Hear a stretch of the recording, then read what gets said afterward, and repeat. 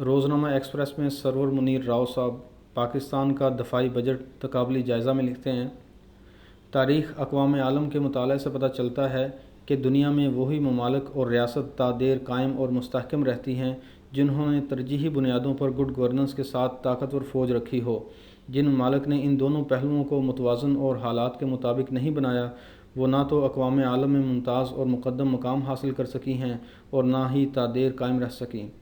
حکومت good governance کے تحت ملکی نظام احسن طریقے سے نبھاتی ہے، جبکہ طاقتور فوج ملک کو درپیش اندرونی اور بیرونی خطرات کو کم کرنے یا ختم کرنے میں کلیدی کردار ادا کرتی ہے۔ کسی بھی ملک کی مضبوط اور دیرپا عسکری طاقت کا تجزیہ اس کے دفاعی بجٹ سے بھی لگایا جا سکتا ہے۔ جمہوری ممالک میں دفاعی بجٹ کو قومی بجٹ کے ایک اہم حصہ کے طور پر پارلیمنٹ کی منظوری کے لیے پیش کیا جاتا ہے۔ پاکستان کا سالانہ قومی بجٹ 1 جولائی سے نافذ ہو کر اگلے سال 30 جون تک کے لیے ہوتا ہے۔ قومی بجٹ کی منصوبہ بندی کے وقت دفاعی اخراجات کا مجموعی تخمینہ تو لگایا جا سکتا ہے، لیکن ان اخراجات کا دار و مدار اس بات پر ہے کہ کیا اس عرصے کے دوران وہ ملک کسی جنگ کا شکار یا حصہ تو نہیں بنا۔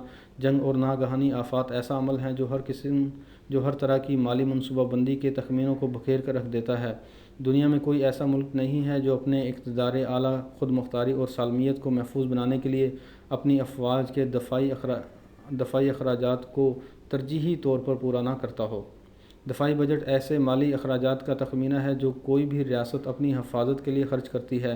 اسٹاک ہوم میں قائم بین الاقوامی تحقیقاتی ادارے سپری کے مطابق دفاعی اخراجات میں تمام کیپٹل اور رواں اخراجات کا تخمینہ لگایا جاتا ہے، جن میں روایتی اور غیر روایتی دفاعی ہتھیاروں کی تیاری، ان کا حصول اور دیکھ بھال سب شامل ہونے کے ساتھ ساتھ دفاعی فوج سے متعلق دوسرے سول اور یا عسکری اداروں کی افرادی قوت کی تنخواہیں، پنشن، ان کی بہبود، تربیت، تعلیم اور طبی سہولتوں کی فراہمی اور فوجی تعمیرات کے اخراجات شامل ہوتے ہیں۔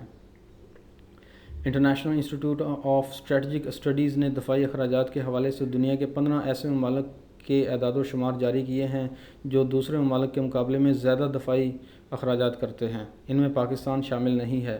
اس ادارے کی رپورٹ کے مطابق دنیا بھر میں سب سے زیادہ دفاعی بجٹ امریکہ کا ہے، اس کے بعد چین، تیسرے نمبر پر سعودی عربیہ، چوتھے پر روس، پانچویں پر بھارت، چھٹے پر برطانیہ، ساتویں پر فرانس اور آٹھویں پر جاپان، نویں نمبر پر جرمنی، 10ویں پر ساؤتھ کوریا، 11ویں پر برازیل، 12ویں پر آسٹریلیا، 13ویں پر اٹلی، 14ویں پر اسرائیل اور 15ویں پر عراق ہیں۔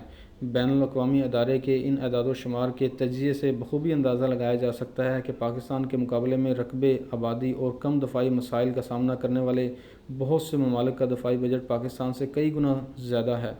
ایک تحقیق کے مطابق ایران کا دفاعی بجٹ پاکستان کے دفاعی بجٹ سے دو گنا ہے۔ دفاعی بجٹ کے حوالے سے تقابل کرتے ہوئے ایک اور دلچسپ پہلو بھی سامنے آتا ہے۔ دنیا بھر کی افواج کے جوانوں اور افسروں کو جو تنخواہیں دی جاتی ہیں، ان میں سب سے زیادہ تنخواہ آسٹریلین فوجیوں کی ہے، دوسرے نمبر پر کینیڈا، تیسرے پر برطانیہ، چوتھے پر امریکی فوج، پانچویں پر فرانس، چھٹے پر جرمنی، جبکہ ساتویں پر جاپان، آٹھویں پر روس اور نویں نمبر پر اٹلی کی فوج ہے۔ پاکستان کو دفاعی اعتبار سے جن حالات کا سامنا ہے وہ کسی سے ڈھکے چھپے نہیں۔ اگر ان کا تجزیہ کیا جائے تو یہ کہنا درست ہوگا کہ قلیل ترین مالی وسائل کے باوجود پاکستان کی مسلح افواج مثالی کردار ادا کر رہی ہیں۔ پاکستان کو بھارت اور افغانستان کی سرحدوں پر جس صورتحال کا سامنا ہے وہ ہم سب کے علم میں ہے۔ اس طرح سیاچن جیسے دنیا کے بلند ترین فوجی محاذ اور قبائلی علاقوں میں فوجی اخراجات کا اندازہ صرف انہی کو ہوتا ہے جو دفاع وطن کے لیے وہاں خدمات انجام دے رہے ہیں۔ پاکستان کو اپنے اقتدار اعلیٰ کے تحفظ کے لیے دنیا کی تیسری بڑی فوجی طاقت بھارتی فوج سے ہمہ وقت چوکس اور تیار رہنا ہے۔ پاکستان کے لیے لازم ہے کہ وہ اپنی فوج کو جدید اسلحے کی فراہمی یقینی بنانے کے ساتھ ساتھ جوہری توانائی اور میزائل پروگرام ڈیلیوری سسٹم پر تحقیق اور اس کی پروڈکشن بھی جاری رکھے تاکہ ہمارے پاس ایسا ڈیٹرنٹ موجود رہے کہ بھارت پاکستان کو جارحانہ نظر سے نہ دیکھ سکے۔ جغرافیائی اعتبار سے پاکستان ایک ایسے خطے میں واقع ہے جہاں دنیا کی بڑی طاقتوں امریکہ، روس، چین اور بھارت کے عظیم تر معاشی اور عسکری مفادات ہیں۔ اس حوالے سے بھی پاکستان کو اپنی سالمیت، خود مختاری، اندرونی استحکام اور اقتدار اعلیٰ کو محفوظ بنانے کے لیے ایک پرعزم پروفیشنل فوج کی اشد ضرورت ہے۔ لیکن ہمیں یہ نہیں بھولنا چاہیے کہ کسی بھی ملک کا حقیقی دفاع محض دفاعی بجٹ کو بڑھانے سے نہیں کیا جا سکتا۔ ملک کا اصل دفاع قومی یکجہتی، سیاسی اور معاشی استحکام کے ساتھ ساتھ قومی حمیت کی پاسداری میں ہے، اور یہ سب چیزیں گڈ گورننس کے بغیر ممکن نہیں۔